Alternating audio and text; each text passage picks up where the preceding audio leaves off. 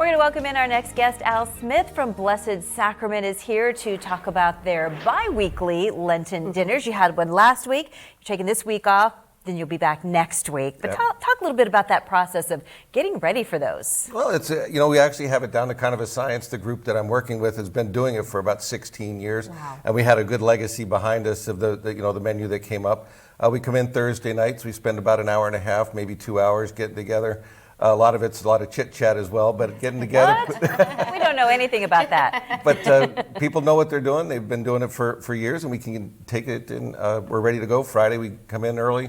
I was telling you, my son does the fish. He comes in early and starts setting up the fish about 2 o'clock, and the rest of them kind of come in as they know what they're supposed to do, and we get the thing ready. It's a system. And you kicked it off last week. You said you served about 450 of these dinners. Yeah. What is it about these that people love this time of year? The Erie community embraces these Lenten dinners. Well, it's like everything else. Erie is a very traditional town. Yeah. I mean, you walk down the line, and people that you talk to, there's always everybody at Cherry Festival, and the Lenten Fish Dinners are no different than any of these other things.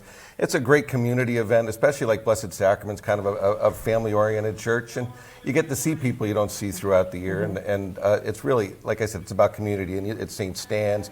You walk down the list of folks down in Edinburgh. Everybody's got their groups, and we actually go to the dinners when we're not doing ours. We go to other dinners. Somebody else's, check them all out. Right. And if you're not into fish, you have another option, correct? Yeah, we do a fish. We do a macaroni and cheese, and we do a ravioli, and then you can kind of mix them up, mix and match as you like. So it's a little bit of something for everybody. Yeah. If you can't find it there, you're probably not going to find it. We do something a little bit different. Most of the people have a fried fish, and people always call ours a fish fry, but we actually do a baked fish with a little crumble coating on the top. Oh, you're the healthy fish fry then. Well, I know it's in the coating. It's not necessarily healthy. Oh, come on. That's my story. It's really good, though. It's very good. People love it. I bet it is. And then with that, you also get green beans, you get coleslaw and a sherbet. So you don't leave hungry. You don't leave Blessed Sacrament hungry, that's for sure. And what are the times? When do you start? Because you've got that drive-through, and folks can stop in after work and take it home, which is nice too. Right. So we start serving at 4:30. We serve until 7. We do have drive-through. You can stop at BS. I always get this wrong. www.bsparish.org, and or look at just Google Blessed Sacrament Erie, and it's right there on the website. You scan a QR code with your phone, and you can punch it in there. You can pre-order, or you can also do the